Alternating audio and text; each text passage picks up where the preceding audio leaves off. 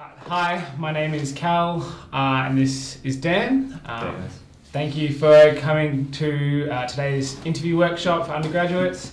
And we're just going to be talking you through the basics of what an interview process is like and what to kind of expect on the day, given this is all going to be a pretty new experience for all of you.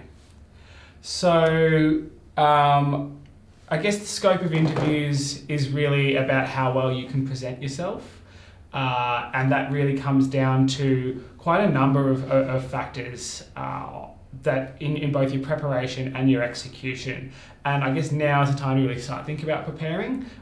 So really start thinking about who you are and what really defined you as not only a person, but as hopefully a future medical candidate. The best way to start thinking about who you are and how you can be a future medical candidate is to break yourself up into two frames of mind. The first being your inner self, your personality. And this really is the elements of you that comprise your attitudes, your behaviours, what you value, your desire, sort of your landscape, the way in which you view the world.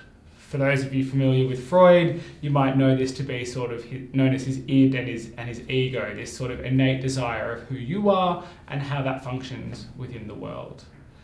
The second part is your external self. This is your representability, how well you fit that person that you are into the medical landscape, how you portray that internal self in a way that is not only communicable to everyone, but is appropriate for the setting that you're in, especially being an interview setting. This was known by Freud as his superego, his representation of self as defined by the society he was within. A lot of this is contingent on the fact that this is an interview process, and the reason is thinking about why we have an interview process. I mean, you've done the hard work, you got a good ATAR, you sat the UCAT, and now you're having to go through your third hurdle. And the reason why this is because a lot of people got it through medicine, and previously before interview days, and we realised that the medical field was punching out a bunch of robots that were really good at diagnosing and really good at being able to fix the problem. But medicine is so much more than that now. It's about dealing with the person, the patient, and that humanistic approach to medicine is what is looked at in the interviews. Awesome. So, look, I'm sure many of you have complained about when can I have an opportunity to show who I am. You've gone through the ATAR where you're just a number, you've gone through the UCAT where you're just a number, and now all of a sudden you've got that interview offer and you can show who you are. And I think this is the first step for you guys to sort of really put your best foot forward and then start putting those building blocks in place that we're going to cover over the next hour and a half, and sort of just try to create a bit of a structure to make sure you put your best foot forward. Great, so today we're going to be talking about 6 main things. The first is just a bit of general information about what to expect around interview time. Then we'll get into the nitty-gritty, the sort of stations that we can expect to see on the day. And then we'll move into a little bit of theory, things that we know are quite commonly assessed in interview settings, things like medical ethics, public health, rural health, and Indigenous health. So it's going to be a bit of a busy 1.5 hours. Alrighty, so just a bit of general info. So as most of you probably would know by now, there's 2 types of interviews. We've got our multi-mini interview and our panel interview. Panel being the more traditional one. You're sitting in front of anywhere between probably 2 up to 5 or 6 people. You're having a sort of a much more informal chat, very much self-directed. You've got a greater ability to take it in a direction that you want to take it in. Generally about 40 to 45 minutes. Sometimes there's a debate thrown in there. This is all very specific to which uni you're interviewing at. So that'll be coming through in your email, and I'm sure you guys are all aware of what the requirements are going to be when you do get there. Conversely, you've got your MMIs. So your MMIs were actually introduced as early as 2001, I believe, as sort of a way to more structurally assess if people were going to fit into the medical field well into the future. What they were finding with the panels were, because of this sort of conversational, self-directed nature of the conversation, they couldn't ask specific questions and sort of tease out those specific characteristics and traits that they were really looking for in their students. So MMIs were introduced sort of anywhere from 6 to 10 stations, each one having a specific aim, whether that trying to figure out what your reasoning was in terms of ethical scenarios, what your motivations were to do medicine, or the like. So that's going to involve you standing at the front, having a read of a station. It could be inside. That's all sort of technicalities, but largely 6 to 8 stations, and it's going to go for about an hour and much more structured. So those are your 2 types. I think it's very much worth it preparing for both. I'm sure you guys have all put preferences down for multiple universities. So yeah, just the 2 types that can be thrown at you on the day. So now that we've kind of gone over the interview types, start to think about the interviewee, and that's you. The way in which, once again, I talked earlier a little bit about dividing yourself into your internal self and your external self. To break that down a little bit more, there are 2 components of both your internal self and your external self, and that's represented here on this slide. The first part of your internal self is the empathetic self. So you're in a healthcare profession, a service field, or you're aiming to be, and so empathy is going to be the keystone of your delivery of practice, and that's what they're really trying to understand, is how well you deliver practice. So the empathetic individual is the ideal candidate. So when you're starting to think about how does this form your internal self, think about how you start responding to questions in empathetic ways. How can you portray or think in an empathetic landscape or an empathetic scope so that you can start to formulate an empathetic answer and explore that side of yourself and reveal that to the examiner. The second part of your internal self is your considerate self. Now, this is not to be confused with considerate as in an empathetic considerate. What I mean by considerate here is someone who can consider all elements of the situation in front of them. A lot of stations, whether it be MMI or panel interview, require you to address a situation in front of your face. And that situation is always multifactorial. It's not just going to affect one person. There are multiple parties in play. And we'll come back to that. But primarily, how can you, as an interviewee, show that I am thinking about every single person, every single effect of this situation? Now, that's a lot going on in your head whether you're thinking about answering or standing outside the door reading a prompt for an MMI. How do we then move that to a more practical element, and that's the external self? So the first part about the external self is how rational you are. And rationality I divide once again into 2 sort of frames. And the first is, how do I prioritize what is important? That considerate part of you has come up with 6 or 7 different downstream effects of the situation at hand here, but you don't have that much time to talk about it. So you need to pick the ones, you need to prioritize the ones that you believe are the most important, and that requires that rational self. The second part of the rationality is how well you can logically structure that argument so that it flows and makes the most sense to the examiner. If you have a situation that has an effect of X and an effect of Y and an effect of Z, but you know that, if there's a first effect, a second effect, and a third effect, don't talk about them in a jumbled order. Present them in a logical, rational X, Y, Z order so that the examiner can follow your frame of mind. And finally, and definitely not to be misconstrued as not important, is personality. And I'm not talking about coming in a bright pink suit or waving your hands in the air. I'm talking about how well you can actually represent that true self of you. We find a lot of students get into interviews and they, kind of shut off a little bit, and it's very easy to feel the pressure of an interview setting. So rather, that practice and that finessing of your craft will allow you to kind of open up and explore that part of you and allow that part of you to be shown to the examiner, because that's what they're looking for. That is what, as an examiner, they are interested in. Who is the person I'm having a chat to? Those that shut themselves off, that feel repressed, that feel like they can't really explore their best self, are those that typically tend to struggle during interviews.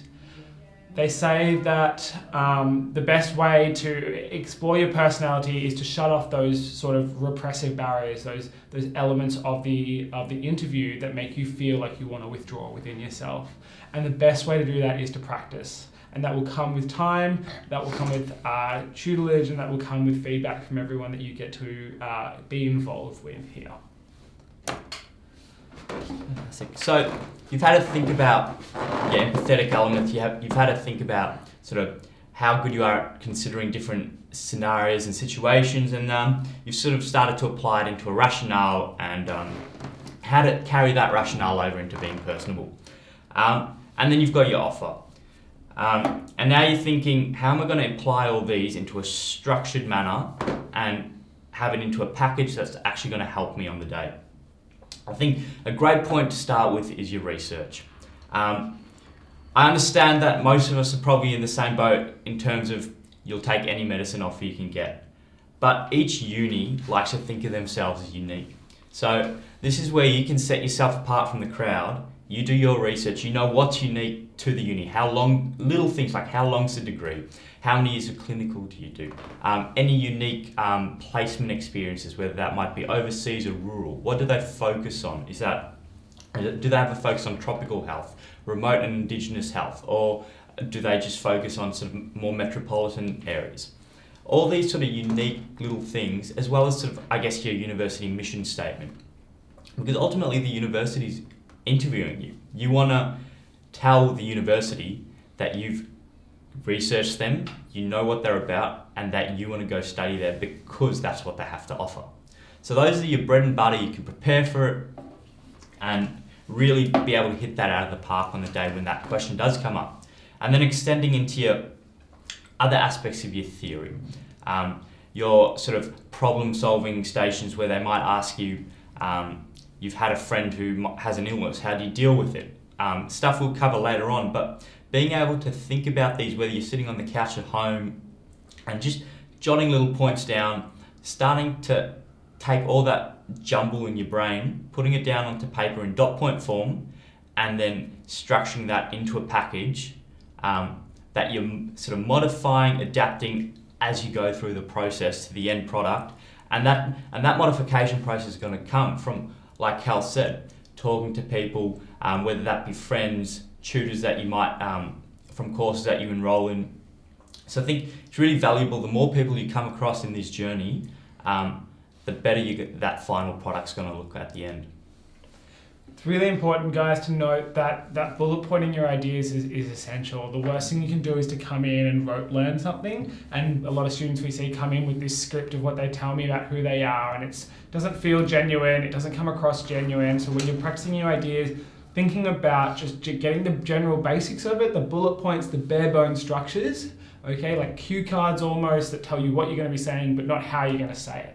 Okay, so get your main points down, but do not rely on scripts for presenting your arguments.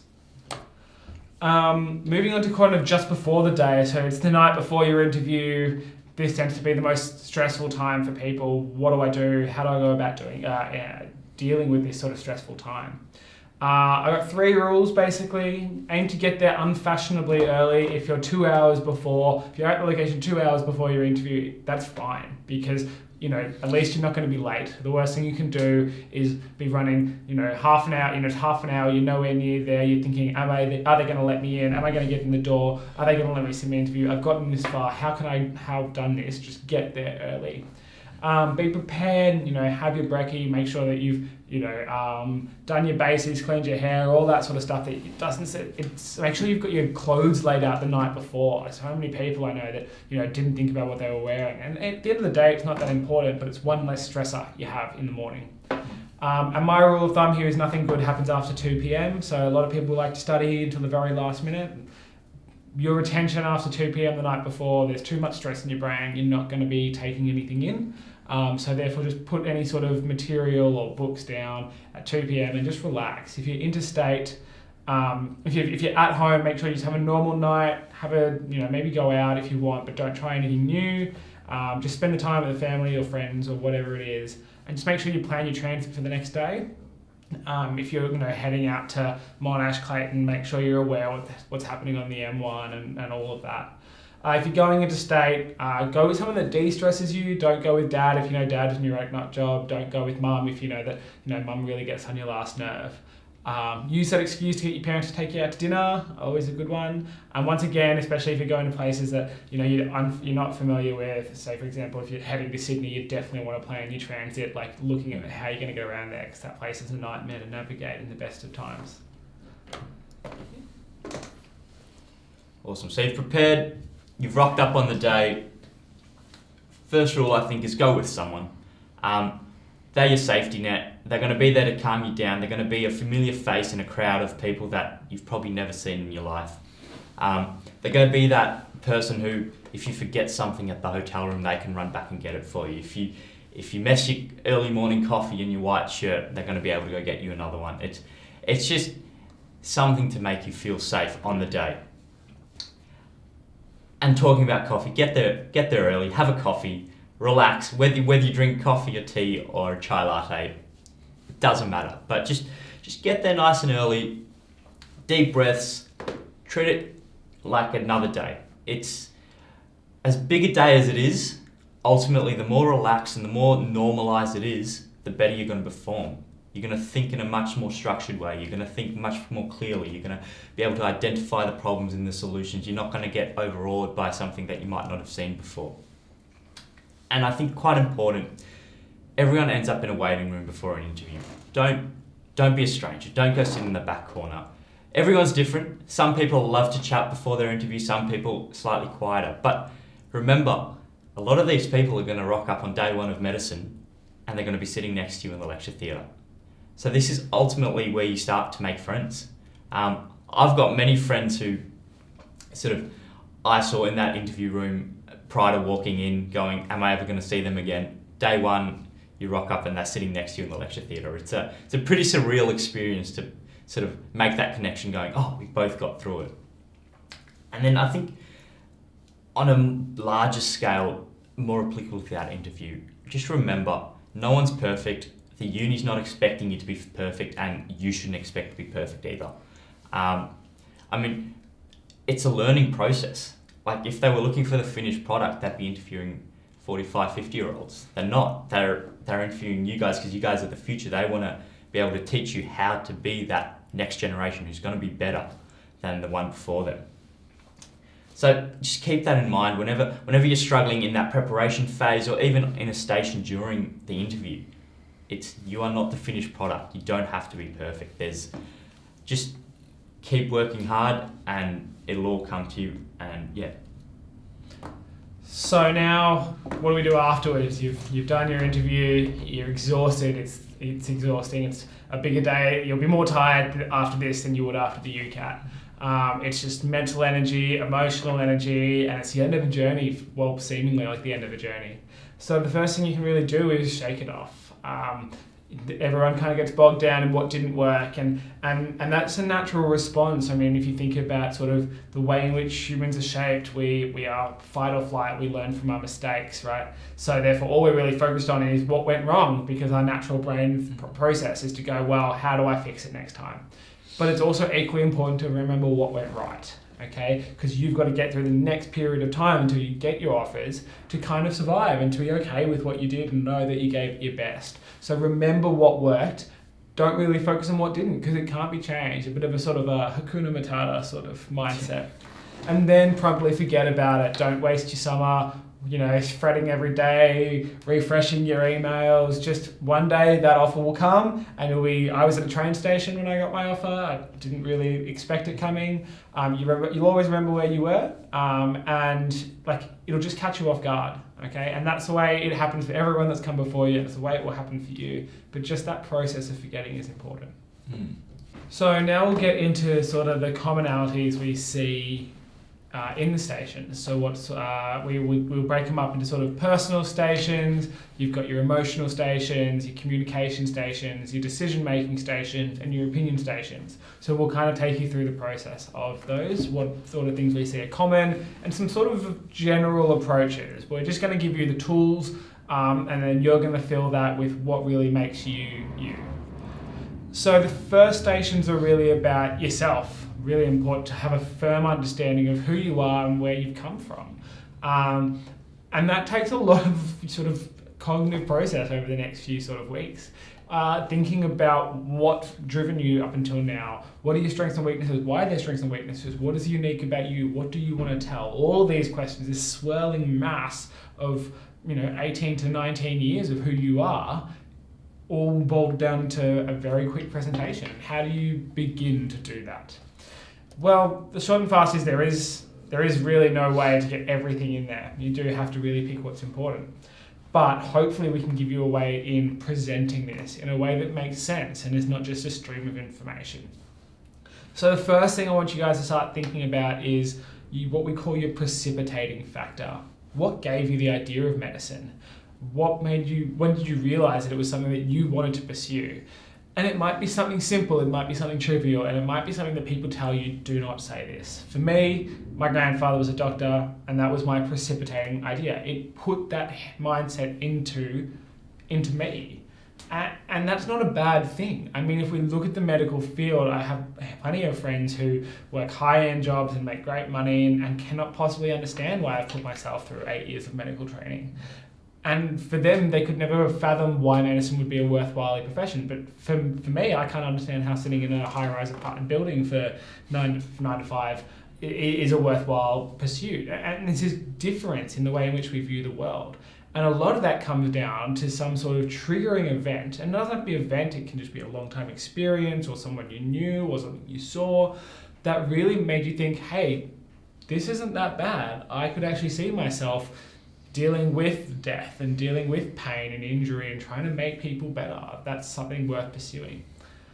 But ultimately, that's not why you want to do medicine. There's a lot more underlying that, and this is where the thinking comes out. What has driven you over the last few years to make you still want to pursue medicine? You picked your subject to get to your prerequisites to get into an undergraduate medical course years ago, whether you did the HSC, the ATAR, or whatever is going around these days. Like, you picked those quite a few years ago, and what has kept you going? What has gotten you out of bed saying, I need to do this well because I want to be in medicine? What is it about your life that's made you want to do that? And how have you positioned yourself to get there? Have you done other extracurriculars? Have you had experience? Have you talked to people? Have you done placements? Those sorts of things all play a role in those persisting elements. But your medical journey does not end once you get a medical offer. They want to know what sort of medical student you want to be. So what is going to keep you going through your education? Medicine is tough, it is challenging, it's not an easy slog, and it's a long slog. Okay, so having a concept or a concrete idea of what you want to give to medicine, and you don't have to tell me what profession you want to be, you don't have to have an idea of that yet, but what sort of doctor would you like to be? What sort of medical student do you want to be? And where do you see medicine playing a role in your life, and where do you see your life playing a role in medicine? Having an understanding of those concepts and portraying them in that sort of a sequential order is a very structured response to talking about who you are as a medical candidate. So the other sort of question we tend to see is, what are your strengths and weaknesses? Okay, and everyone kind of has that question in their interview, and the typical response is, oh, my weakness is that I care too much, or I'm too much of a perfectionist. And while novel and hilarious in a sort of slapstick comedy way, this is obviously a little bit outdated in a modern sense. So having an understanding of why they're actually asking this question, they're not looking for you to be this perfect human being. They're looking for how well you understand yourself. So think about what your strengths are, and don't come up with one, come up with two, come up with three, and think about why they are your strengths. If you have no idea what your strengths are, ask your family, ask your friends, ask your teachers, okay? Think about how these strengths have served you in the past and how you think about that, how do you think they're going to serve you in the future. Then the weaknesses. No one wants to be talking about their weaknesses, and people think it makes them look bad, but it doesn't. It makes you look like someone who's thought about themselves, okay? Don't pick a weakness which makes you inherently flawed, like I sleep for 12 hours a day, okay? Because that's not a proper weakness, okay? And it's not really something that the medical community is really going to care about. Think about it as your personality, okay? But don't just give me, this is my weakness. Think about what your weakness is. Put it on a spectrum. Think about the low end and the high end of that spectrum, and think about where your weakness sits on that scale. Think about how that weakness has gotten in your way in the past, and then think about how you would like to make amends to make it seem less impairing. So trying to think about how you would like to move it up on that scale from most impairing to least impairing. Once you've done that, you have a more concrete idea of your weakness, and you show that you have plans to try and make yourself a better person and therefore a better candidate. All right, now we'll have a bit of a chat about sort of emotional reasoning and other sort of key plank in terms of that MMI type of station, as well as that panel that can ask you about it.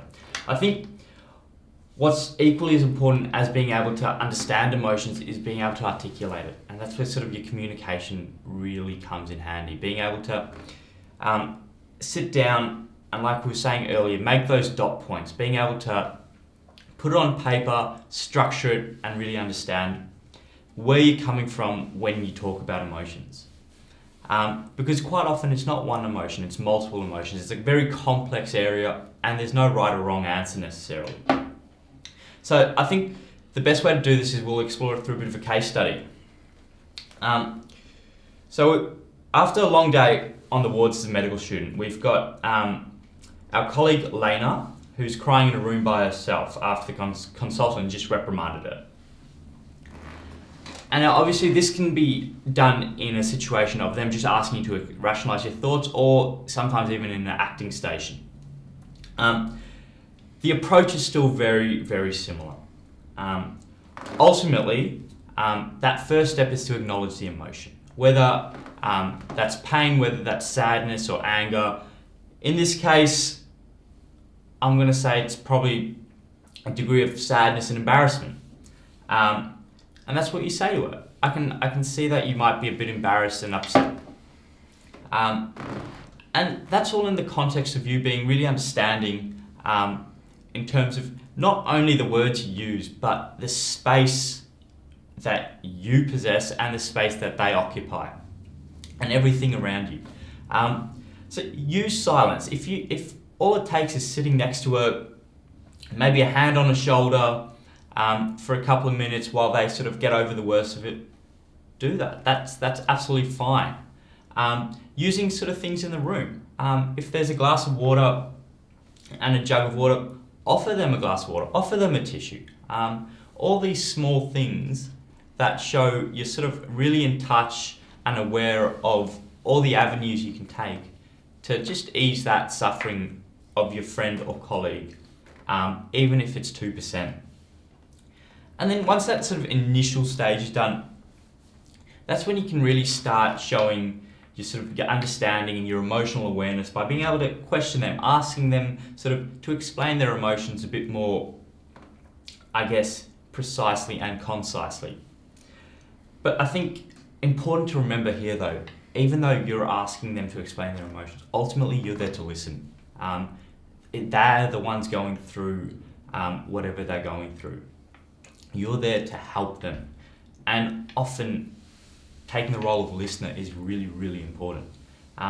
Letting them sort of explain to you where they're coming from, why they're upset and how it's making them feel, not only will make them feel better that they're being able to get it off their chest, but it's going to put you in a position of actually being able to suggest things down the road in terms of how to address the problem. And like I just said, then you take that information, you reflect on it. And ultimately, I think normalizing is very important. You say, you've sort of acknowledged their emotions and you've told them that's okay. You're allowed to be upset when someone gets angry at you. You're allowed to cry. There's nothing wrong with that. And then I think those 4 steps, that 5th step that isn't necessarily listed is you can start exploring the ways how you can address their problems in a more sort of hard and fast manner. Is that going to involve, do you want me to help you draft an email or something about to a colleague or maybe to the university or whatever it might be?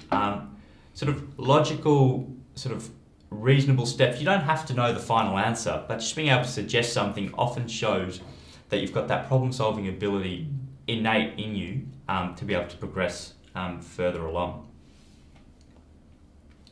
So another element to also emotions is empathy as well. So what we talked about, that was dealing with emotion, dealing with her sadness, but how do I as an individual also think about how to be empathetic? Okay, and especially in these acting stations that we do come across, students can often get kind of bogged down with, I don't really know how I can display empathy. I am empathetic, but how do I portray that? So really important, the way in which I think about empathy is in 4 steps. So the first thing I'll say is, Lena, how are you going? What's been going on? And we talked about that sort of emotional reasoning that Dan really sort of proficiently explained. Then, as he said, is there anything I can do? Can I draft an email? Can I just sit with you here for a bit? Can I go talk to the counsellor or whatever it is that you want me, or that you think I can do? But giving them their sense of control over their own sort of problems. What would you like to do? Do you actually want to take this any further? Do you want to go talk to someone about this, or do you just want to be sort of by yourself for a bit? And finally, letting them know that I'm here for you in the future. If you change your mind, I'm going to be here down the track. If you just want to come and have a little bit of a chat about this, I'm here for that too. So those sort of 4 steps to empathy, which are listed here, are also an important part of emotional reasoning, and not just about dealing with the emotion, but also providing the empathetic response at the same time. And that brings us pretty nicely to communication. Basically, how you communicate and how is a huge part of being a doctor and a medical student. And so there are a few sort of common scenarios that we see that assess your communication, and the primary one being a situation a little bit like our friend Brian here. So as a medical student, you are walking into the room with a very anxious patient who has been waiting for the results of a recent test. Unfortunately, Brian has a rare form of cancer. Now, there's not too much needed to know to be able to communicate in these sort of stations. You don't need to be an expert on cancer. You don't really need to be an expert on anything. You just need to think about, well, what sort of a station is this? Well, this seems like some pretty bad news. So how would I go about communicating this?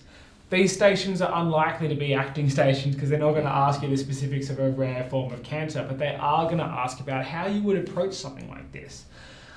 In approaching bad news, we like to adopt what's called the spikes approach, and we still use this even in a medical setting. So, the first part, understand the setting. And the setting goes more than just the room, it goes about you, it goes about Brian, as Dan said, understanding your space in the room and their space in the room and the space of the room in general. What is in your surroundings, okay? Do they feel sort of anxious about being in front of a doctor? Are there cultural things that might get in the way of being a doctor? Gender issues that might get in the way of being a doctor? What's the relationship here between you and the patient? And how appropriate is the environment, okay? Next, perception. What do you perceive about their state? We said that Brian was anxious, okay? Therefore, we might need to be a little bit more patient, a little bit more sort of accepting of the fact that there are going to be some bumps along this, given this bad news, and it's going to be a bit of a tough process. Finally, by a country mile. The next is invitation, okay? So firstly, ask them what they would like to know. Some patients don't want to know everything, okay? So ask them what they would like to know, and if they would like if they would like someone in the room, if they would like someone else to be here, if they would like this done in a different way. And then ultimately, the knowledge part. Giving the information and giving it from a place that understands your positionality as a doctor, as a medical student, okay? Understand that you have a bit of information to give, and giving all of that information in a way that is within the patient's wishes and appropriate to their circumstances. Next is the empathetic response, and we talked about that 4-step empathetic response just before, and make sure that that is in accordance with what the patient really needs. Finally, summarize and strategize. Conclude, tell them, just a brief summary. Don't need to kind of nail that in any more than it needs to be done, but ask their understanding if they have any questions and what they would like to do moving forward. As I said, this is probably not going to be an acting station where you have to come up with a management plan for a rare form of cancer you've never heard of. That would be extreme even at a medical student level, okay? What they're going to be looking for is these are the sort of the thought processes you would adopt if you did have to break bad news. They're not all relevant at all times, but this is a whole encompassing approach, and you use it specifically based on the situation. Alright, so the next battle station we're going to be having a chat about is decision making. And this is sort of the area where they throw these sort of ambiguous kind of scenarios where again, there's no right or wrong answer. They're just trying to see what's your reasoning. Why do you do what you do, and sort of what are your sort of your morals, values, and sort of key decision-making tenements underlying what you end up telling the interviewer. So again, we'll explore another case study here. So in this case, you are the owner of a cafe. A homeless man, Jeremy, resides in front of your shop. He looks dishevelled, agitated, and customers are put off by the smell of alcohol on his body. Your business is not doing well, and you believe he is the main reason for it. So this is a classic example of where we would use the stakeholder approach. The stakeholder approach is a classical sort of framework which, as the name suggests, you identify the stakeholders involved in the situation. So we have a look at this situation. Who are the stakeholders? You are the owner of the cafe. So you're a stakeholder. Jeremy, who's sort of, I guess, what this scenario is residing around, he's a stakeholder. But then we go a bit wider. We have a look and we go, well, obviously the general public's probably a stakeholder in this as well. And then if you really want to sort of cast sort of a wider net, you can start talking about the general public being a stakeholder as well, in terms of who's actually affected by walking past and what sort of flow-on effects does that have into the community. And that's sort of your higher level answer. And again, you've got 6 to 8 minutes. You're not always going to get there. So just a general approach when using the stakeholder framework is it's always good to restate what's happened or what they've put forward to you in your own words. Not only does this sort of place nice little stakes, for lack of a better word, in the ground for you to come back to and refer back to as you progress through your answer, but it also signposts it really nicely to the interviewer, who is probably sitting there with a rubric looking to check off. Maybe you're interviewing late in the day or they didn't have a good night's sleep, and you're making it really, really clear for them. There's no way that they're going to miss any points that you're making.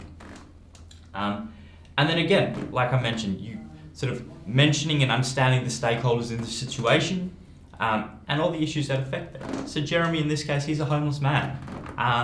He's probably doesn't have access to a shower. He probably doesn't have access to food all the time. Maybe that's why he's at the front of the cafe.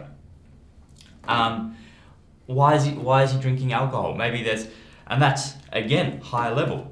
Those underlying reasons. Why has he ended up there? You as a cafe owner, what are the issues that affect you? Well, obviously, you as an individual, you want to do the best for everyone, and you want to look after Jeremy. But at the same time, you need to put food on your table. You need a profitable business so that you don't end up without a roof over your head. All these things you have to weigh up against each other are really important, and that's kind of where that whole decision-making station really teases out how good are you at not only understanding all the issues but prioritizing to come to a decision of what you're going to do moving forward. And then talking about ethical implications. Our medical ethics we're going to explore a bit later. I'll list them here for you now. So you've got your autonomy, you've got your beneficence, which is also known as doing good, your non-maleficence, which is do no harm, and then justice. So straight away, we're probably looking at any decision. You kind of want to maintain Jeremy's autonomy. You want to do good. Obviously, you don't want to do any harm. And if you have to, it's going to be to the least amount of people possible. And then justice. Are you sort of is your decision just in terms of maintaining freedom? Is it equitable and equal for all involved? And then ultimately, managing outcomes. And so we've explored about leading up to what's happening for you to make that decision. And then managing those outcomes is you've made your decision, you've acted it out, whether that be suggesting that you give Jeremy a job, getting off the streets and actually solving a lot of problems, or you've said, I'm going to call the cops because I don't want him here any longer, or you've just decided, I'm going to go out the front and ask him to leave. Whatever it might be, you now have to manage the outcomes. And what are those outcomes? Those outcomes might be all of a sudden, because you've called the cops, Jeremy gets angry at you and he comes and throws the chair through your window.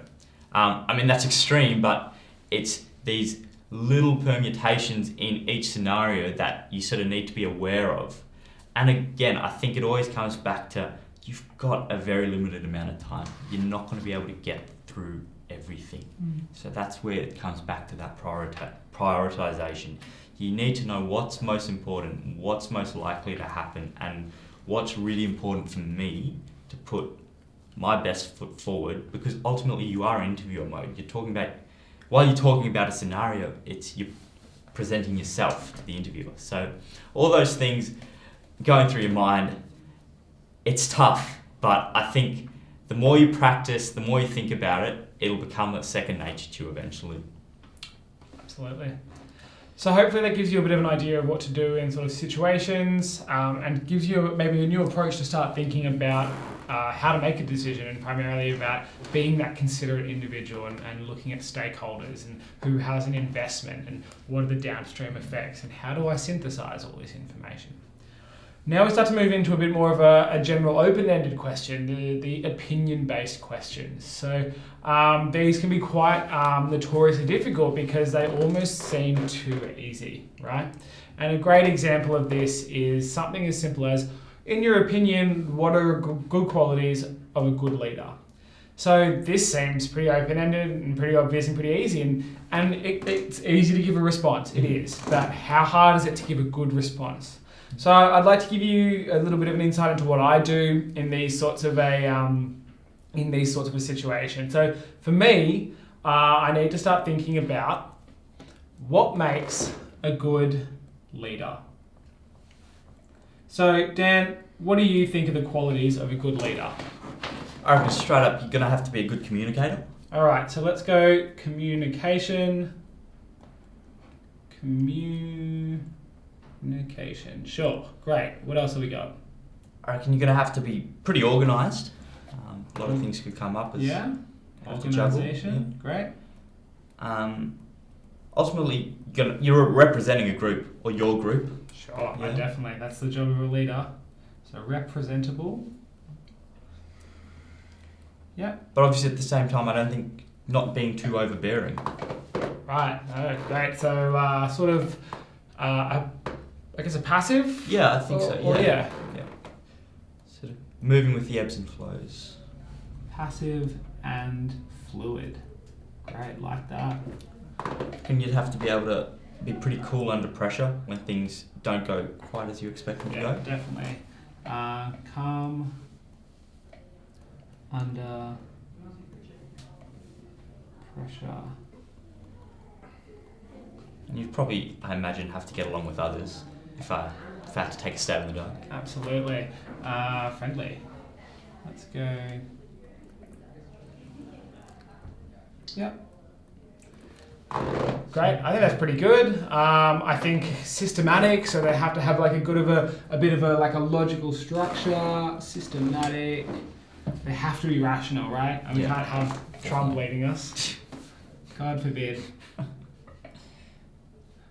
So we've got a lot of ideas here, and it's really easy in the moment to start just spitting out words to go, oh, they're going to be this, and they're going to be that, and they're going to be this, and that gets more overbearing than it is. So you can kind of see organising my words in space has allowed me to start to think about, well, maybe there are actual ways to group these ideas. So, I mean, to me, representable and friendly, they seem to be elements of sort of social elements. So I'm going to kind of group them together.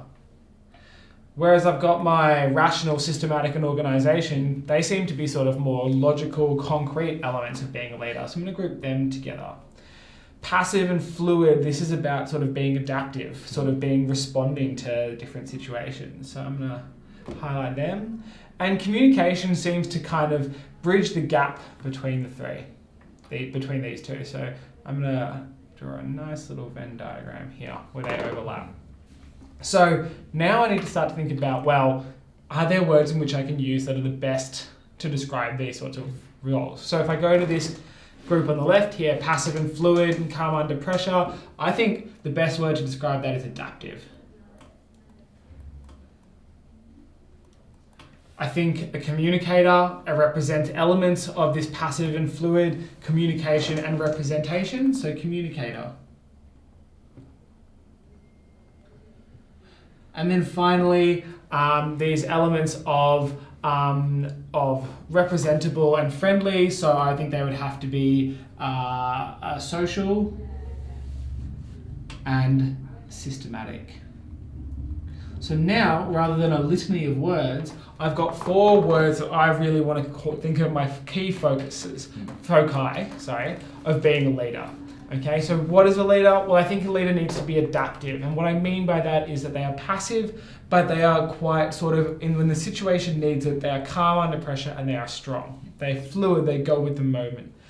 They also need to be an excellent communicator, and this goes with how well they represent their community, how well they talk to their staff, how well they talk to the people, both above them and below them. I think they need to be social. I think they need to be friendly and representable. They need to understand the people they lead and understand the people they need to interact with. And finally, they need to be systematic. They need to be rational. They need to be deductive, and they need to be organized. If anything is going to get done, they have to be systematic in their organization. Okay, so in that response, ultimately what I've done is now I've developed 2 to 3 points. Okay, I've structured their relationship into how they work with a leader. I've explained the relevance of each one using that litany we came up with. And then I've kind of tried to explore their relationship with each other. I kind of tried to link that communication ability with that social ability. I probably should have tried a little bit more to link that adaptive ability with their systematic ability, because I think those two are quite linked, okay?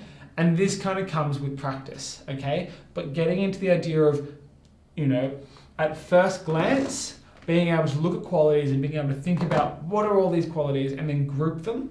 And once you have grouped them, then start to think about how you want to structure and how you want to organize these. The more practice you do now in this sort of a skill, the easier it is going to be able to do on the fly in the moment during the interview.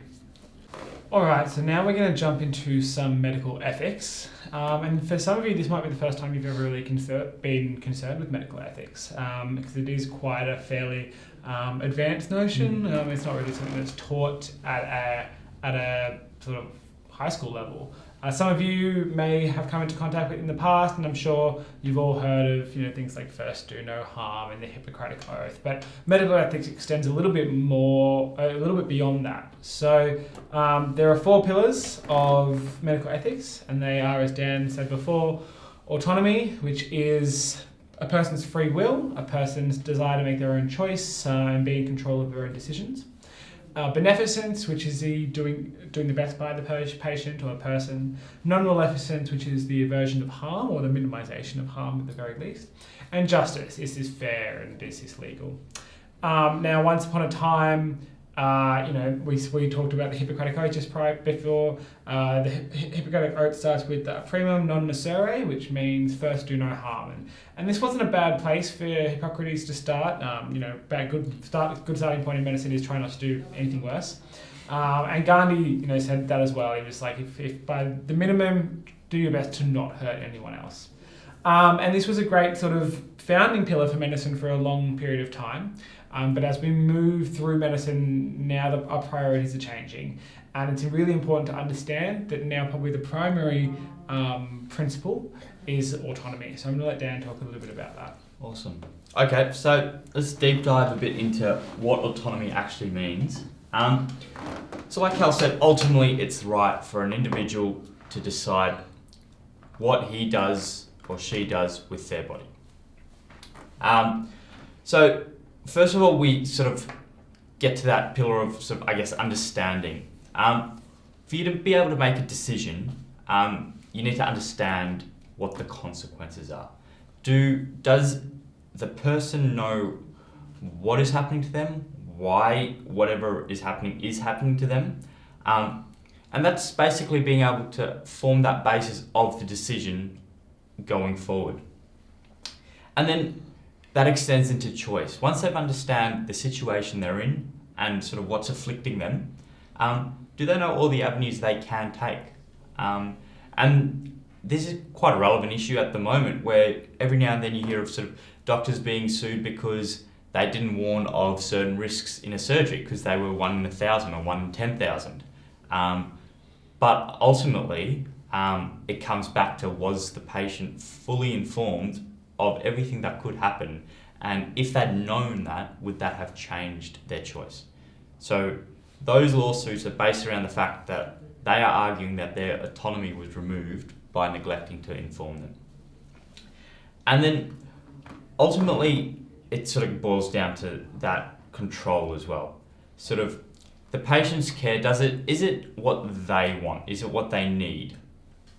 And this is where it can get a little bit iffy in terms of when you start interweaving sort of guardianship and are people actually competent to understand what their own wants and desires are. And that in itself is a discussion. But I think, I think at an undergraduate level entry, we tend to see these sort of questions regarding the complexities of medical autonomy. So you might hear, horror things like, I don't know, how do I know if a patient can consent or if they're capable? These are sort of a bit beyond the scope of an undergraduate medical entry. And so if that's something you're passionate about, you feel free to read up on it, but it's not something you really should be overly concerned about. It would be a bit rough for them to ask someone fresh out of school to kind of go in that direction. Yeah, I think, effectively what's on the slide is what you would be expected to know. Boiling it down to making sure, does the person know what's going on with them? Do they know sort of what their choices are to, I guess, alter the situation, change the situation, or maintain their current situation? And then as well, do they have that control to be able to do that? Do they have the control to utilise their understanding and the knowledge of their choices to further their wants and needs? Ultimately what it boils down to. So one element of autonomy, which is kind of sort of a side part to autonomy, is confidentiality, and this can be kind of brought up at an undergraduate level. So we start thinking about the fact of what is confidentiality involved in a medical setting. We all go into the doctors expecting that everything we say to the doctor is between me and the doctor, and that's all it comes down to. But there are certain circumstances in which confidentiality has its limits, okay? And there are a few sort of caveats to confidentiality that one should always be aware of. Whilst you may go to a GP and you may see a doctor and you believe that your information is between you and that doctor, in reality it's in between you, the doctor, and the other staff, the admin staff that has your details, that knows why you came in, the other doctors that may need to see you if the old doctor isn't well, the medical student or the nursing student that might be doing a rotation. There is also access, and they're all restricted by the same guidelines. They can't abuse this information. They can't use it or sell it or get rid of it. It's safe. It's still safe. But the reality of confidentiality is it's a little bit more complex than it seems. Furthering on to that, there are elements in which this sort of relationship, this confidential relationship, has to be reconsidered. There are times in which the information which you tell a doctor, or someone may tell a doctor, can or must be kind of divulged to other parties. And the main ways in which we talk about this is if there is a risk of harm to someone else, to yourself, then we consider talking to the cops or talking to mental health services or talking to anyone that may be affected. So if a doctor believes there is a serious risk of harm to others or harm to yourself, they can break limits of confidentiality. There are times in which you must break confidentiality. And so those are things like if someone comes in and there is a incidence of child abuse, there is a mandatory reporting. If there are other sort of less drastic situations, but things like sexually transmitted infections, because of the nature and the spread and how long they can go unnoticed for, if someone is diagnosed with a specific type of sexually transmitted infection, they are required to let the doctor know so the doctor can chase up the people that they have recently been in contact with. Now, this is all done as anonymously as possible through text lines, and it's all centralised through an anonymous system. However, it still has to be considered an element of breaching this confidentiality. So in summation, it's okay to break confidentiality if you are worried there is a risk to yourself, to the patient, or that the patient is a risk to someone else. And you must break confidentiality in areas in which there are a child is in danger because the child can't take care of himself. And in times in which in terms of certain differing infections, with sexually transmitted infections being one of them. Alrighty. Now moving on to beneficence. So that's sort of your layman's term, do good. I think often people who know of the do good and do no harm, they're sort of inextricably linked. I'll talk about beneficence and then Kal will have a bit of a chat about non-maleficence.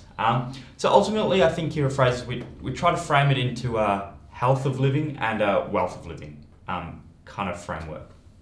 So your health of living is this action, in the sense of beneficence, is this action actually going to improve someone's current health status?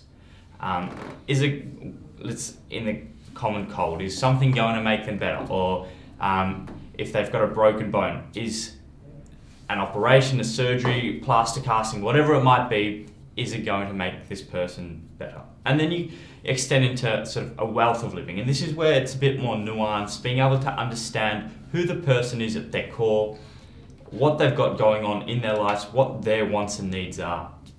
So that's regarding, is it going to improve their ability to sort of live life at an optimal level?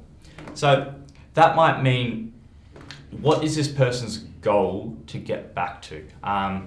Has this person had a broken leg and all they want to do is be able to get back, to be able to walk to the shopping centre to go buy their groceries around the corner? And that all gets weighed up then. Is this operation going to improve their health, and is it also going to allow them to carry out their daily sort of activities of living that they really want to do? Because ultimately, doing good is what we're here for. It's what most of us are probably trying to get into medicine for. So I think it would come as a very natural instinct for us to be able to sort of put that do good very high. And I think when we talk a bit later sort of about how they're sort of inextricably linked, all these four medical ethics, often people put do good above autonomy and other things, but it has its own special place that I think, like I mentioned before, inextricably linked with that non-maleficence that Kal will have a chat about now. Yeah, so being so intrinsically linked with beneficence, we look at non-maleficence, or the aversion of harm, in the same sort of domains. Is something I'm going to do going to detrimentally affect this person's current health status? And if so, I probably shouldn't do it. Furthermore, is it going to affect their wealth of living, the quality of their life? Is this going to, by doing this, it might fix their current health status, but their future and the way in which they may act, down the track may be impaired. And the perfect example for this was a case in which I saw earlier this year. It was a lovely old gentleman who was in his 90s and unfortunately had quite severe cancer which had spread, and he was in his last few months. And he'd had a fall in the shower and he'd broken his hip. And he was getting around in a wheelchair, and all he wanted to do was have a hip surgery so that he could fix it, because he wanted to be able to walk around with his grandchildren. He didn't want to be around his grandchildren in the last few months in a wheelchair. To which the doctor kind of replied and said, well, if we do a surgery on you now, there's a chance that you don't really quite make it through the surgery. There's the risk that you're in recovery for quite a long time. And to be honest, given your current health status, the risk of you being in recovery is probably around the length in which we expect you to live. Okay? So that ultimately, while it would have fixed his current health status, it would have made him able to walk again, it would have reduced what he wanted, which was to spend time with his grandchildren, because he would have been bedbound in a recovery. So that quality of life, that wealth of his life, was significantly reduced, and the patient ended up saying, no thank you, I would rather spend my time around with my grandchildren, even if it is in a wheelchair. So a good kind of example to bring that all together. Fantastic. And then the last one, which is I think often probably the least understood and most sort of airy-fairy in terms of being able to really knuckle down and define what justice is, not only on a broader sense, because I think that's what it's talked about mostly. It's sort of justice for a population of people, or whether it be a country or a group of individuals. But justice equally applies on that individual level, patient to patient.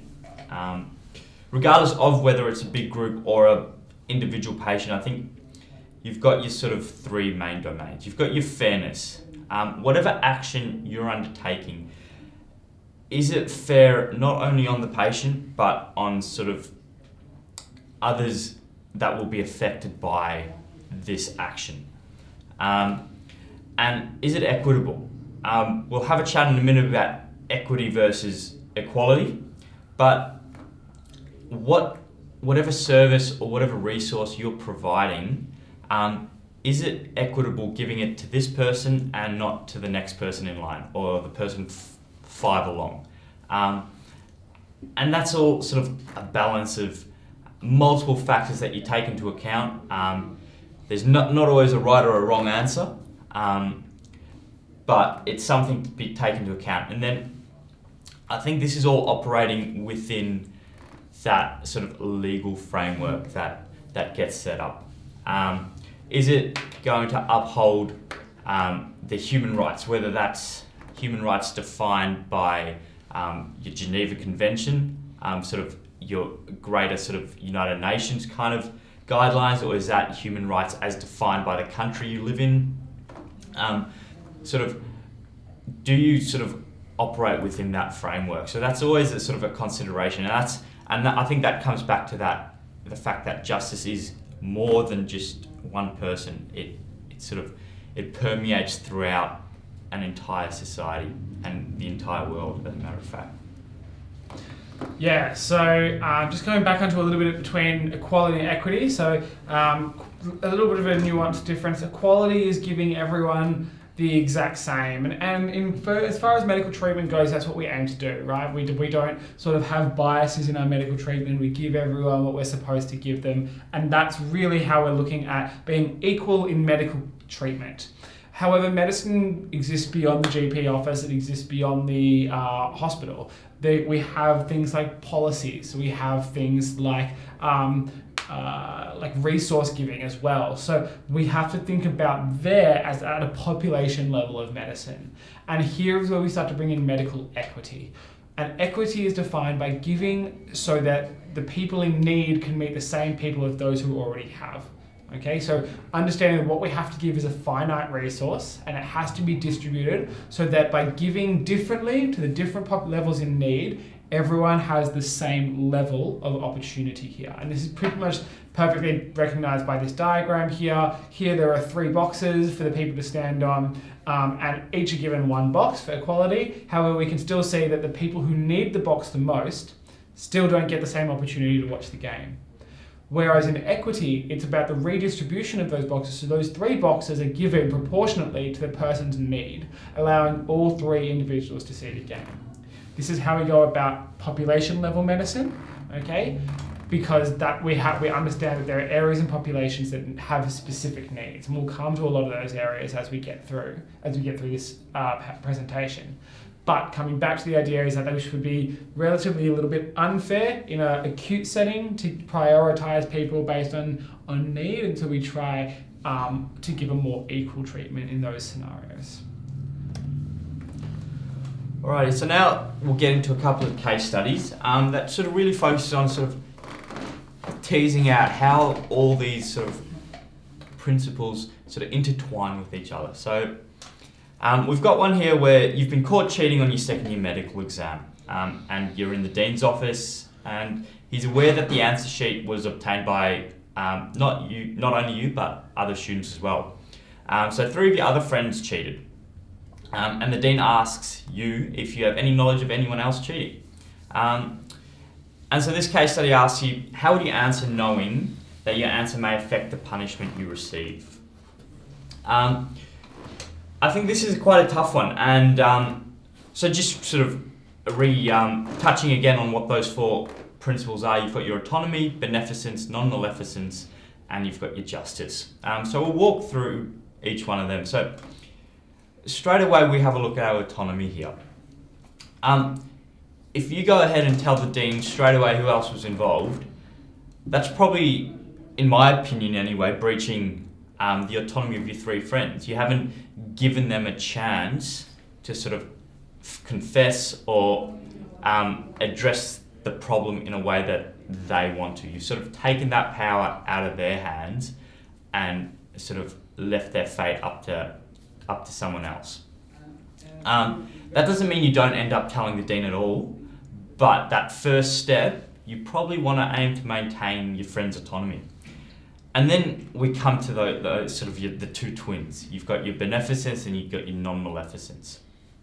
Ultimately, you want to do good. And doing good in this situation is up to interpretation, but me personally, and again, this is ethics and this is personal opinion. So me personally, I'm saying doing good in this scenario is probably having a sort of a just and fair, as we were talking justice before, kind of system where everyone's treated equally. So that's doing good in that sense. Telling the dean straight away, however, could that do harm by sort of, not, as we said, removing the autonomy of your friends, and then sort of causing unnecessary or unintended consequences down the track for your friends? So I think coming back to it, how you would proceed. Would you sort of go tell your friends, look, this is what's happened, this is what's going to happen, they know there are other people, they don't know who it is. You tell them what's going to happen to you, you tell them sort of what your conversation was with the dean. And that way you're preserving their autonomy by giving them the chance to sort of confess. And then moving forward, if the dean comes to you again, do you tell the dean the names if he's come to you 2 weeks later asking you, are you sure you don't know who? Well, then that's a different conversation, because the thing is, you're probably not infringing on your friend's autonomy. You've given the opportunity to confess and to sort of take a path that they wish to take. So just in that little scenario, you can see how all four of those medical ethical principles sort of play a role. You're sort of trying to maintain your friend's autonomy. You're trying to not do any harm by sort of and doing good by having no unintended consequences, and that justice of not only for your friends and yourself, but your wider cohort. You want it to be equal, you want it to be equitable, you want everyone to be able to have a fair exam and not be disadvantaged by the fact that some people know the answer. And that's my personal approach to the problem. You might have a total different consideration sitting there at home, but ultimately that's what ethics is about.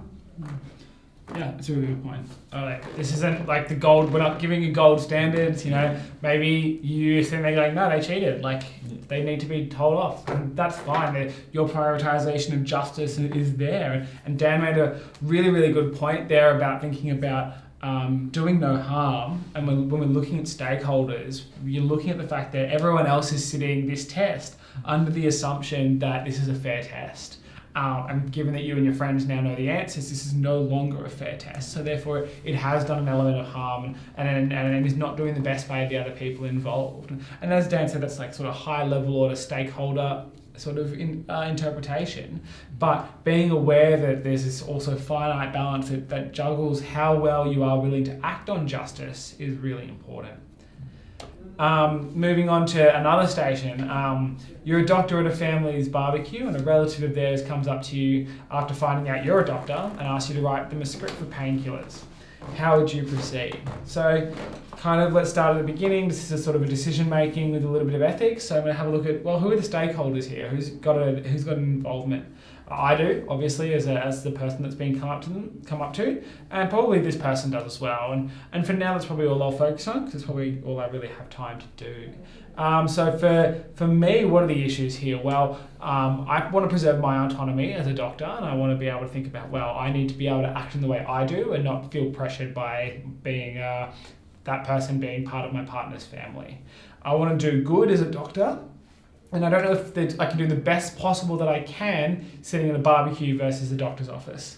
Ultimately, I don't want to do harm. I don't really know anything about this person. I don't know what their allergies are. I don't know what medication they're on. I don't know why they need painkillers. And so there's a huge risk at doing harm here. And elements of justice is fair. I mean, they need, part of medical healthcare system in Australia is you make an appointment and they're kind of bypassing this. It is legal, but that's a story for another time. You can prescribe outside of the doctor's office and that's fine. But it's probably just not the right thing to do. Looking at the patient here, autonomy, they want their own treatment and that's fair enough. I understand that. Doing good by them, they're clearly in pain and they want something to help that, so I want to do that and I understand why they've gone after that. And then looking at their harm in that not prescribing them painkillers may ultimately do them harm, and they could be in a lot of pain, but at the same time prescribing painkillers could do them harm. So it's this sort of balance that I'm juggling up between. So I've got a lot of considerations to make here and I need to kind of figure out which one is important to me. Ultimately, my risk is that I don't want to do harm here. Okay, I kind of want to maximize my autonomy. So I'm not saying I'm not going to see the patient, but I would say that, look, I don't know anything about this situation. I would love to help you out, but I think the most appropriate manner here is for you to make an appointment with me tomorrow, and I will happily see you, and I'm happy to see you at a time that is beneficial for you, where I can assess you, where I can make sure that there is no harm here for giving you anything, and that I am doing the right thing, and then that way we can work through a situation in which it kind of meets both of our needs and both of our ethical principles. And that's kind of how I would go about answering that sort of a situation. Mm-hmm. Okay? All right, so when it's all said and done, that's sort of the theory about the medical community at a sort of fundamental action-based level. Now we kind of have a look at sort of how the medical community outreaches into society around us.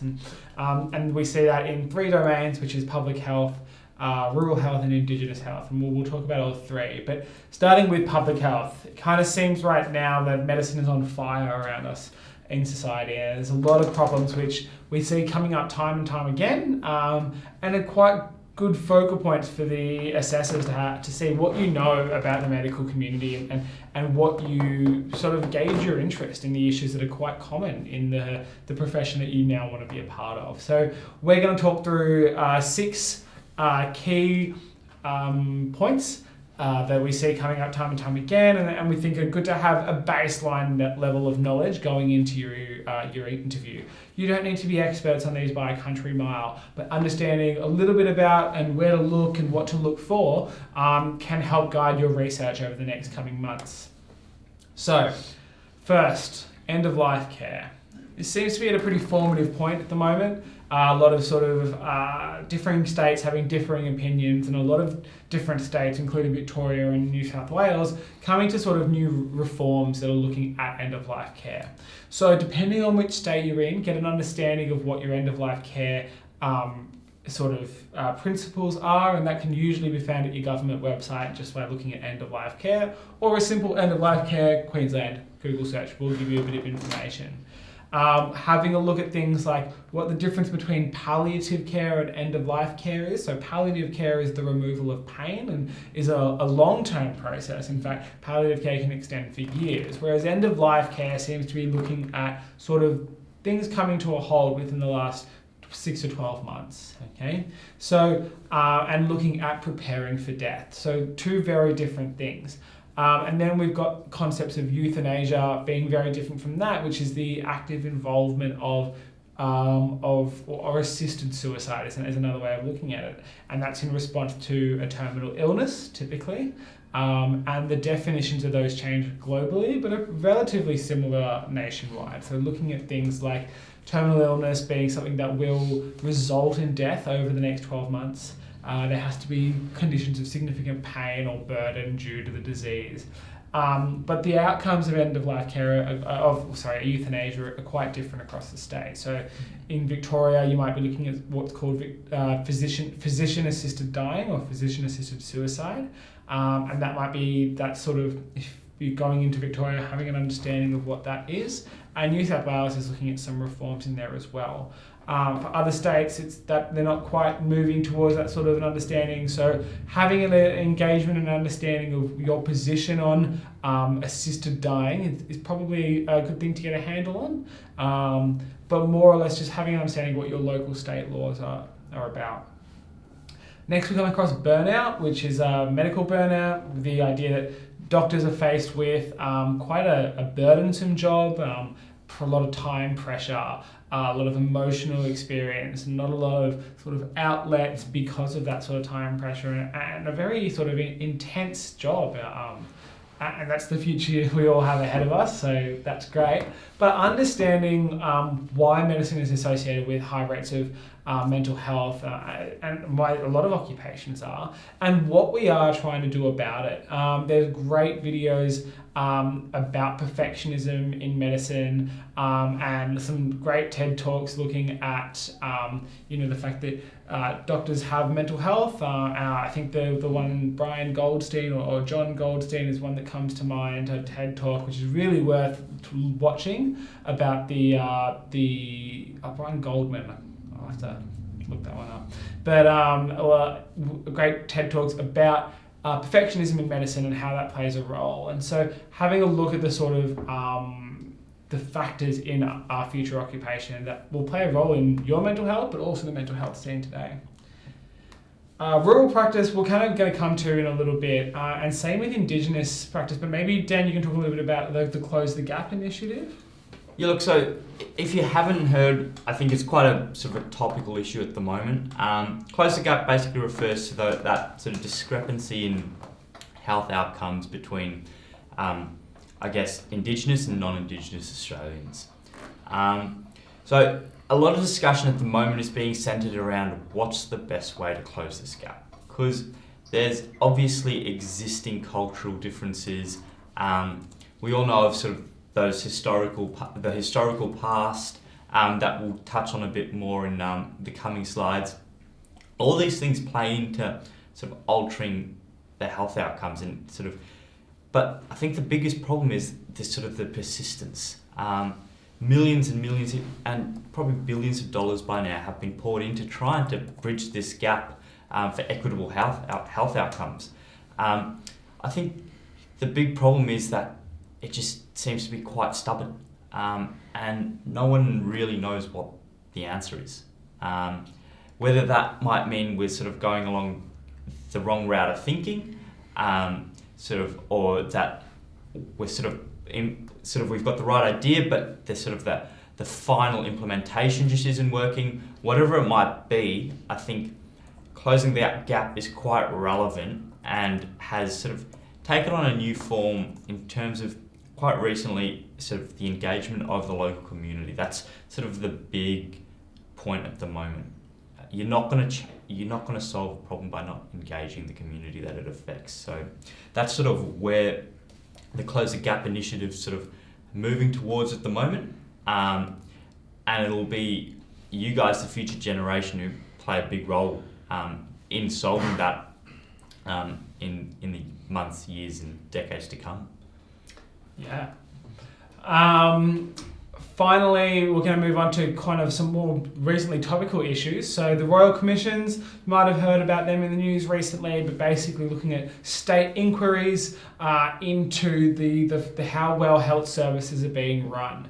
Currently in Victoria, we've had, they could be national as well, but we've had the look into aged care and how whether or not the treatment in aged care has been appropriate, as well as mental health and how the services are functioning there. So thinking about why we might need a Royal Commission, what that says about a society that can address the sort of fallacies, the problems in our healthcare services, and then look at a third-party observation or third-party inquisition into what's going on.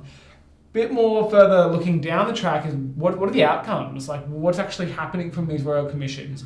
Currently, one of the biggest problems with the Royal Commissions is we're just getting suggestions about what to do, and we already know that we need to do those suggestions. So it's more of that, is this Royal Commission actually helping? Because it's telling us what we already know, it's taking up time, it's taking up resources, it's taking up the space of people that need to be performing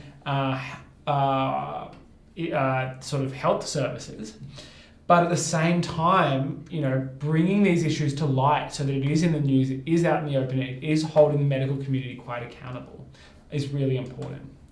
Finally, we're looking at e-health, what was hopeful to be the golden child of medicine in Australia, a centralised online logging of our health information, which was fantastic, right? Hospitals are still working off paper databases, and someone comes in and we have no idea what's going on and we don't know anything about them because we can't access their information. If we have a centralised platform which says, this is John Smith and he has diabetes and this is what you need to look out for and these are his medications, then this is really helpful for us. It's helpful for going in between GPs because people don't stay in one spot for anymore. So therefore, it had the promise to be the golden child of medical services. The reality, unfortunately, was disappointing. Security issues, privacy issues, the concerns that who has access to this information and who are the worrying people that would have access to this information. Can health insurance companies have access? And if they do, what happens to my health insurance premiums? Do police have access to this information without a warrant? What are the boundaries of this? And because, unfortunately, it wasn't so well established, it got a lot of bad rap, and unfortunately its delivery was not executed well. This sort of opt-out system where people got a letter saying if you do not want to be a part of this, you have to opt out, rather than creating a service in which people volunteered to be a part of, kind of coming back to that autonomy principle, isn't maximising people's autonomy. It's kind of saying you have to do something to move out of this. Okay, and that there is a poor relationship with what the medical community tries to uphold. So it hasn't, unfortunately, been as successful as we want it. Doesn't mean the future isn't promising, but if you do want to look up further about that, that's really great for tying in ethical principles into public health.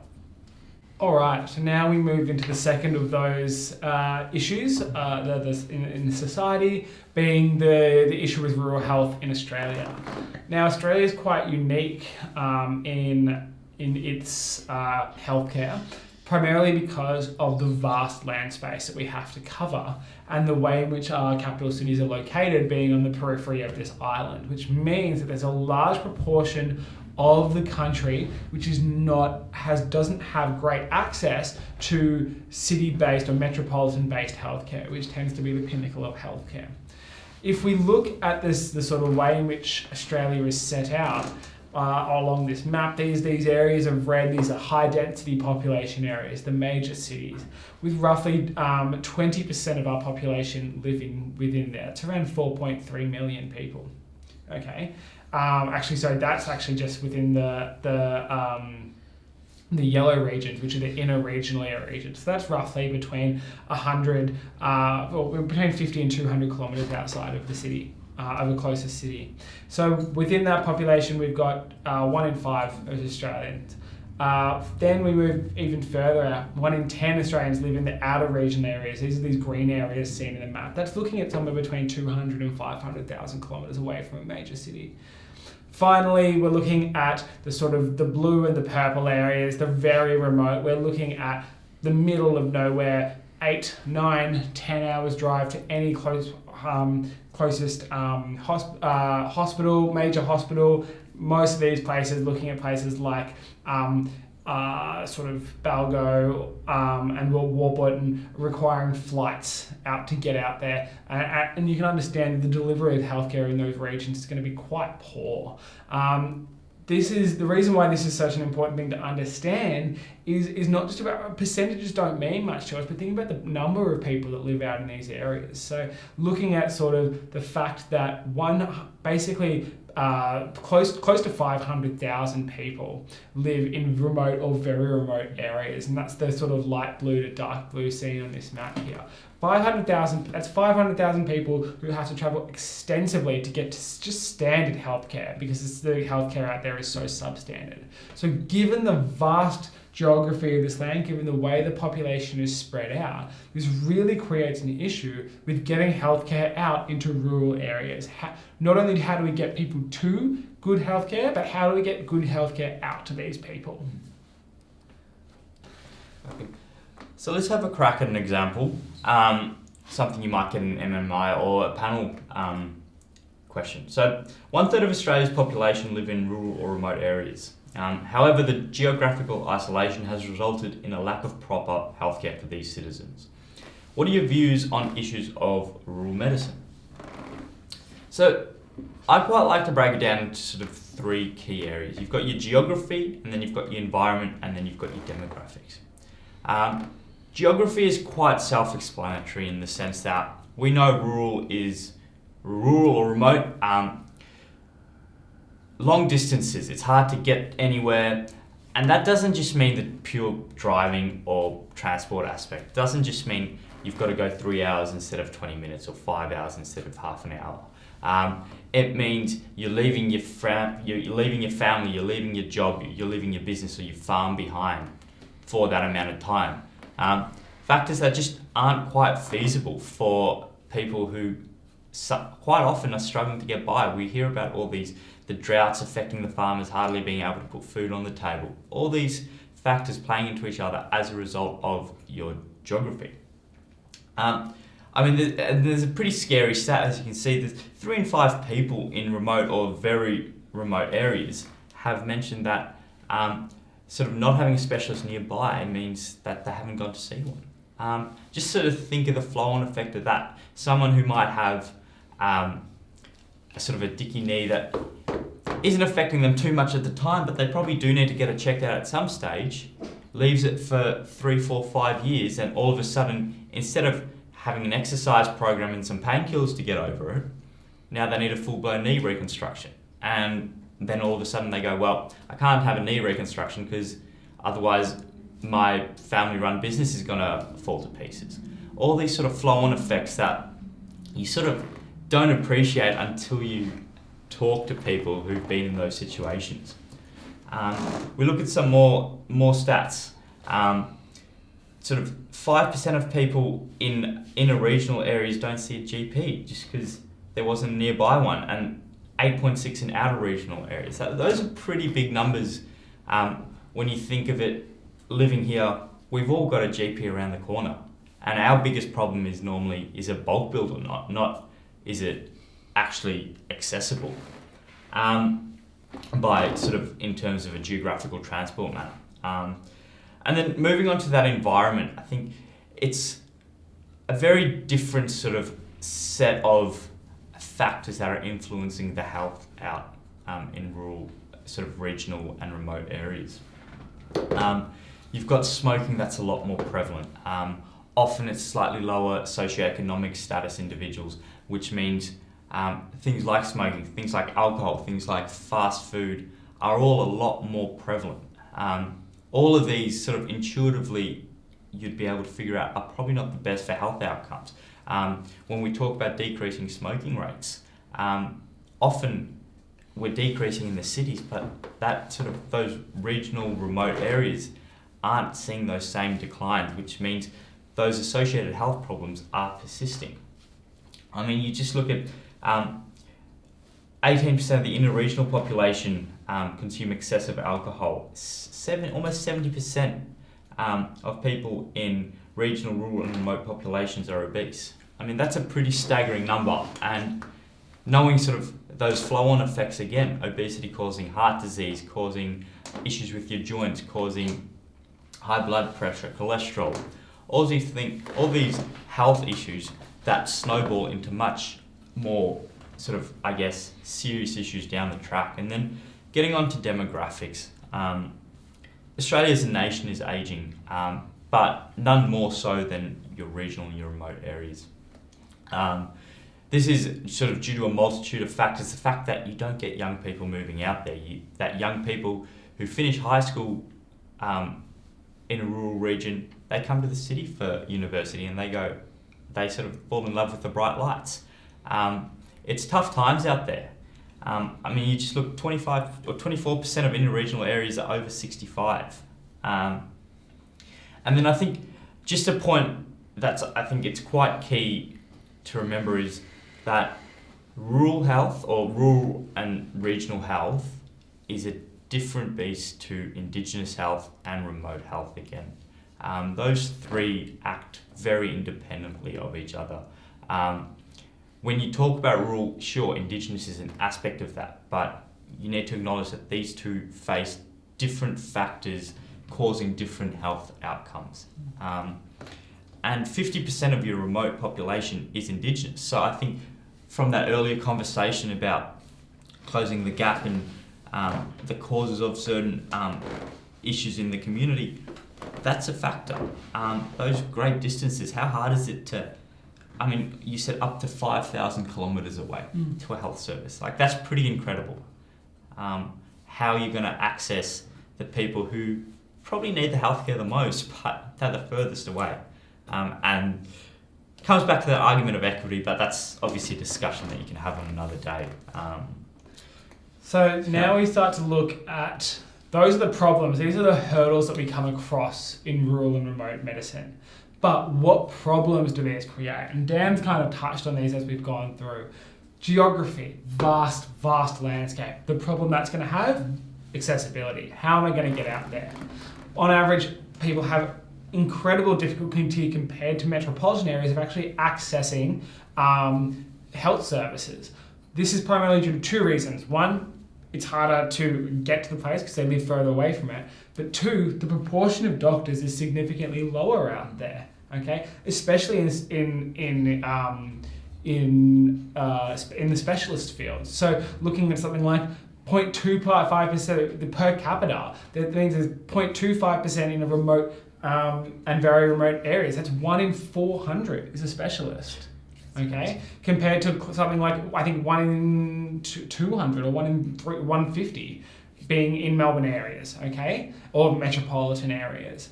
Looking at the fact that GP services, so basic, not even specialist healthcare services, basic healthcare services is 2 times lower in remote areas.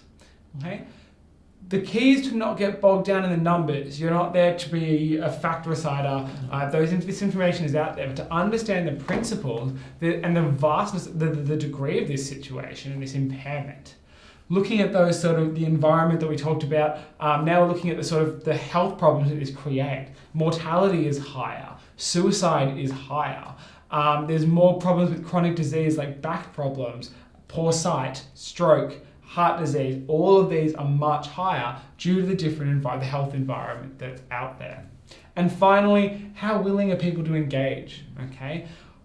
Medicine can only act for the people that want to actually come to us. So participation in screening events to pick up rates of cancers or health problems is lower. Okay, there's more evidence to suggest there are more reasons in rural areas to not go and see a doctor, whether that be gender, whether that be remoteness, whether that be socioeconomic status, whether that be the family support. I can't go see a doctor because my mum lives 400 kilometres away and no one can take care of the kids. And that constant, that stereotype of, I'm just going to tough it out, I'm from the country, is extremely prevalent out there. So looking at these sorts of the hurdles causing problems in accessibility, in health status and engagement can have a really good sort of framework for how you start to respond to the issues in rural health. Okay? Don't just think about what the issues are, think about the problems that they cause. All right? So last module for the day, we're going to have a chat about Indigenous health. So we'll do that through the frame of another MMI style question. So Indigenous Australians have significant disparities in burden of diseases in comparison to non-Indigenous Australians. They also have poorer access to healthcare. So what do you think are some of the barriers impacting the access of Indigenous Australians to healthcare? So I'm going to start by exploring a bit of the accessibility issue in terms of the geography. So as mentioned before, and you've seen this map before, 49% of Indigenous people comprise 49% of remote areas. They comprise 15% in, very remote, and 15% in remote areas. And then still 6%, which is quite a significant number in outer regional areas, which is just telling you that Indigenous health is a significant component of rural health.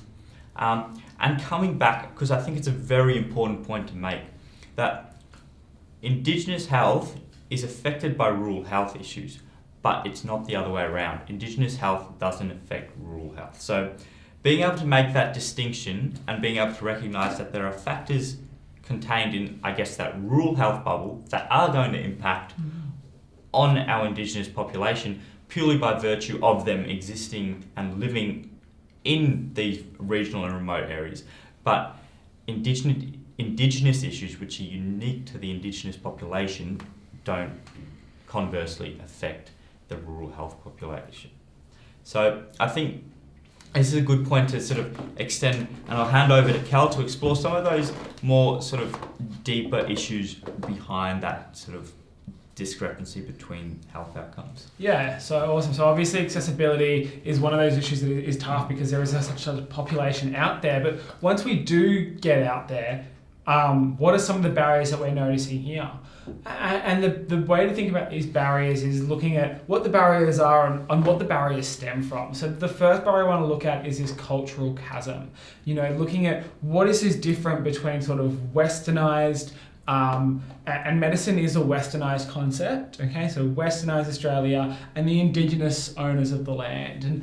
And the cultural chasm comes from two things. One is this bloody history, the colonialisation of Australia, which I do not need to harp on about. Its systematic abuse of Western supremacy obviously is going to create tension, especially as to how the native population of this land look at everything that Western culture has to give. And what's also kept this going, the persistent stigma. It's been 100 years now, more. So looking at how this is perpetuated over time and how elements of racism and segregation and delineation of individuals has ultimately resulted in the perpetuation of the cultural divide between Westernised Australia and Indigenous Australia. But a bit further going on to this, we have a cultural chasm, and this affects things like communication and perceived notions of racism. But furthermore, taking this to a more of a medical standpoint, what role does medicine have in this cultural chasm? And we have to look at what medicine did during these sort of tumultuous times of Australian culture. A stolen lifestyle, so the role that the medical community played in the stolen generation, and the westernised medicine played in the stolen generation, and then how this sort of previously paternal and mainly previously paternalistic practice of medicine, so this idea that medicine knew what was right, medicine will do what is for you, and you will do what medicine is told. Understanding that the Indigenous population had lived here for millions of years before Western medicine was even conceived, and they were the most advanced, the most stable population to have lived. And then all of a sudden, all these things, all these cultures, all these practices, all their medicine was overturned by this paternalistic Australia that said, no, you do things our way. And of course, this is going to create a massive issue between medicine and the people that are receiving it. Okay? And as Dan has talked about, unreachable medicine, this accessibility issue, the geographical divide he's talked about so well, and also the shortage of capacity of willingness of doctors to go out into these very remote areas and deliver a healthcare, and that these doctors are trained in the cultural, the appropriate culture, the appropriate recognition, and dealing with these medical mistrusts. All of a sudden, all these issues intertwine, make it a very difficult concept to bridge the gap, and one that we're still working at. Okay, hopefully that's a little bit of an insight. If you do get a little bit more questions, feel free to talk to tutors, talk to people, talk to history teachers, understand Indigenous culture, because it is a huge component of healthcare in Australia. Well, that brings us to the end of our modules, 6 modules. Well done for sticking through it. Hopefully this has been beneficial, and hopefully we'll see you around the tracks you'll see Dan with you doing some practice interviews, and hopefully we'll see you around the beats and hospitals in the future. Fingers crossed. Yeah. Thanks, guys. Thank you very much.